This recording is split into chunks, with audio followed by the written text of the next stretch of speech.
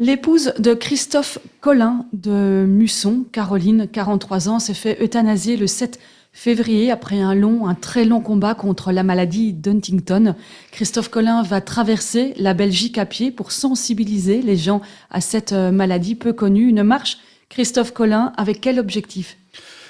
Au départ, le premier objectif, c'était déjà de pouvoir me ressourcer et de créer une petite bulle dans laquelle je puisse enfin prendre du recul par rapport à tout ce qu'on a vécu ensemble, par rapport à ce qui s'est passé également début février. Et suite à cette proposition, mon frère m'a également demandé s'il pouvait m'accompagner, et d'où est partie en fait l'idée de se dire, tiens, tant qu'à faire, est-ce que cette marche-là ne pourrait pas servir aussi à faire connaître la maladie, et quitte à peut-être récolter l'un ou l'autre don pour justement la recherche, où pour l'instant, on est encore nulle part. Et cette maladie, en plus, n'est pas connue non plus.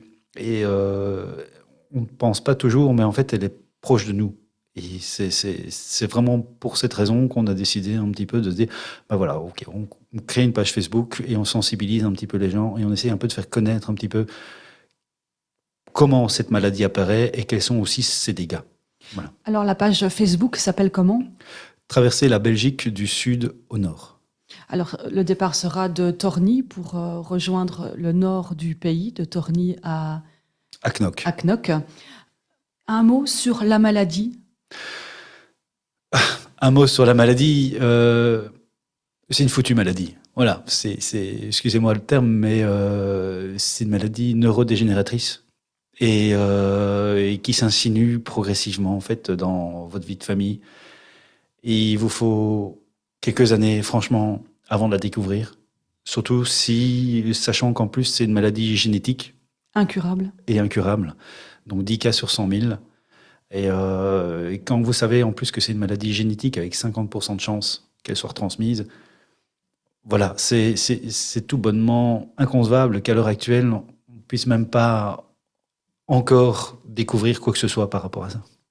Alors votre marche va se dérouler comment, Christophe? Déjà par différentes étapes, sur une durée de 8 jours, donc de dimanche à dimanche. On va essayer de faire en tout cas des marches entre 35 et 40 km. Tout simplement. C'est pas un challenge sportif, c'est vraiment juste c'est un petit pèlerinage, simplement. Là, j'ai déjà vu que certains veulent nous accompagner et faire des portions de route avec nous. Donc, voilà, c'est très gentil. Je dis simplement que voilà, c'est pas organisé pour tout ça non plus. Et toute personne, bien évidemment, est la bienvenue. Mais ça reste une balade.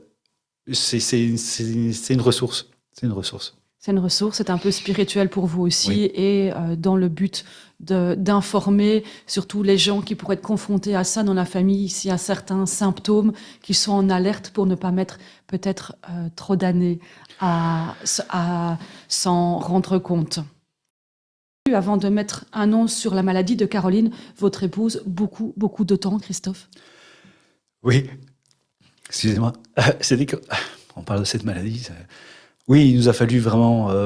avant d'y mettre un nom, il nous a fallu 6 ans. 6 ans. Pour moi, les premiers symptômes sont apparus en 2014. Par des petites choses, hein, mais voilà. Et jusqu'en 2019, en fait, j'ai vécu vraiment avec ça. J'ai vu mon épouse changer. J'ai vu qu'elle ne prenait plus de décisions, des mouvements un petit peu incontrôlés.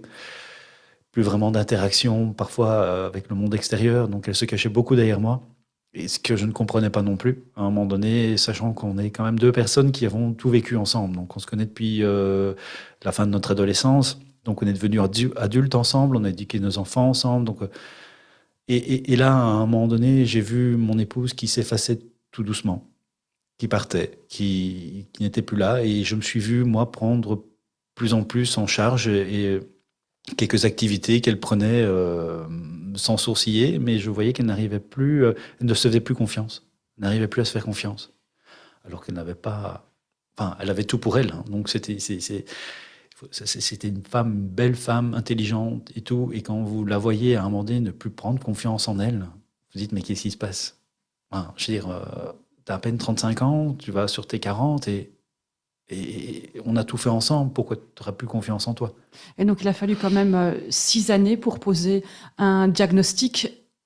sur ces symptômes. Oui, oui, 6 ans, c'est-à-dire qu'après 5 ans, je lui ai quand même dit, écoute, c'est pas normal, il faut que, voilà, je t'ai pris un rendez-vous chez un neurologue, tu ne dors pas, comme tu ne dors pas, je ne dors pas, il faut qu'on sache un petit peu ce qui se passe.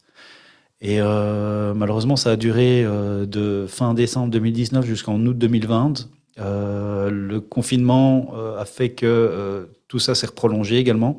Tous les rendez-vous médicaux en hôpital ont été reculés systématiquement. Et en août 2020, le neurologue nous a posé le diagnostic comme quoi elle était atteinte de la chorée de Huntington. Alors Christophe Colin est avec nous au Studio 30 afin de nous parler de la marche qu'il va entreprendre le 3 avril de Torny à Knock durant 7 jours pour sensibiliser à la maladie de Huntington, une vraie crasse. Il est là pour nous en parler au nom de sa femme Caroline. Ce qui a été difficile dans cette traversée de 8 années, c'est aussi que vous avez développé un sentiment de culpabilité exacerbée. Oui, quand vous voyez votre épouse qui se range derrière vous pour chaque décision, à un moment donné, vous avez l'impression que vous la primez. Et quand elle est avec vous, quand vous sortez et que tout compte fait, vous la voyez toujours se ranger un petit peu derrière vous, vous avez vraiment cette impression de se dire, mais qu'est-ce qui se passe? Je prends trop de place.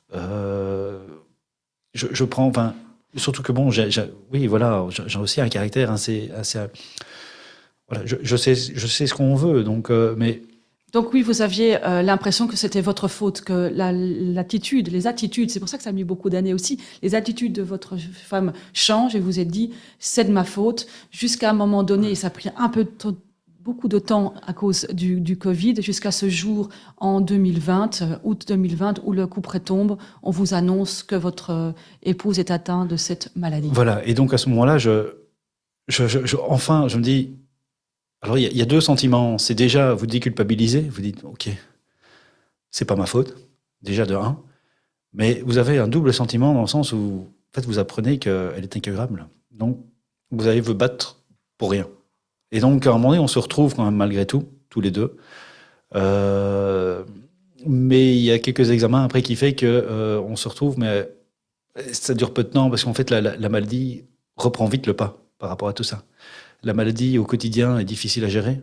Donc, c'est des absences, c'est des questions, c'est des questionnements quotidiens, mais de la même question parce que elle ne se concentre pas. Donc voilà, ça prend vite le pas.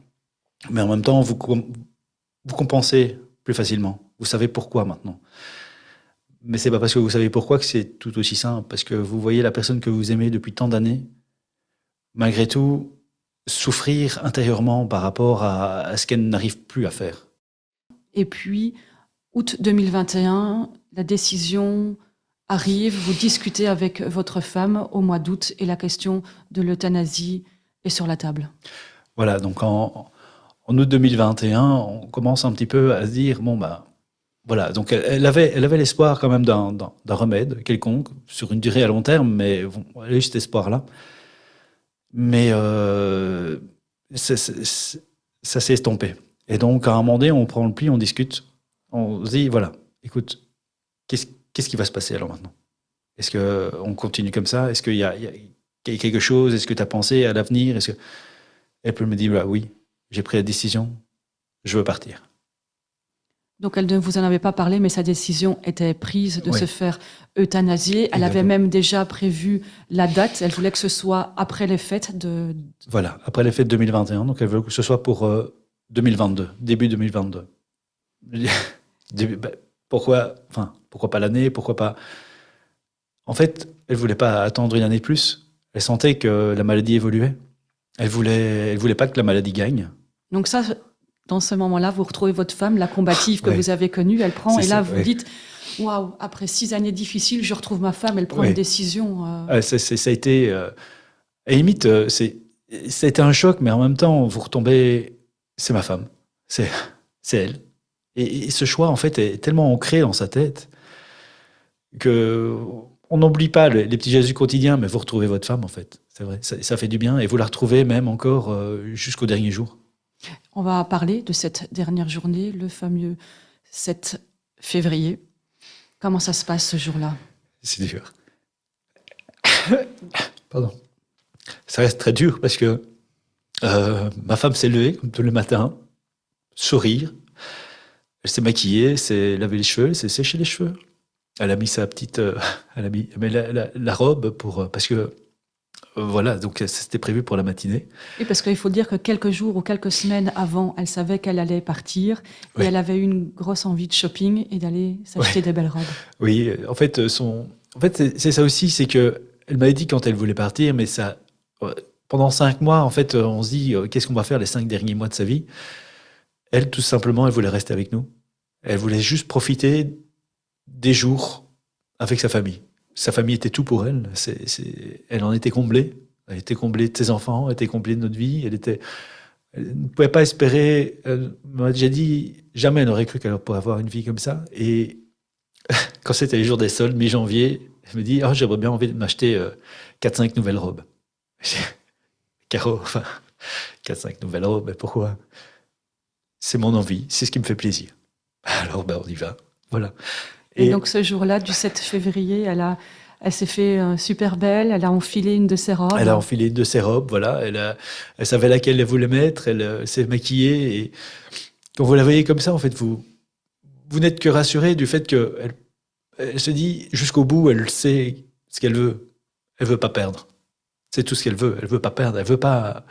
Et la preuve, c'est justement, c'est la façon dont elle s'est apprêtée. C'est que elle voulait rester belle et rester elle-même jusqu'au bout. Elle voulait pas. Elle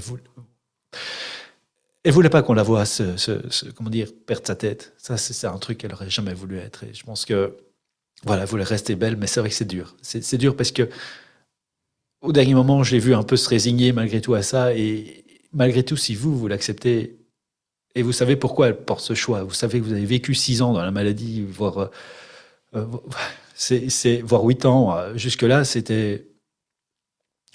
Vous, à la limite, vous vous dites, mais est-ce que moi, je suis vraiment résigné à ça? Parce que d'un côté, son choix était tellement net que vous avez l'impression de retrouver votre femme.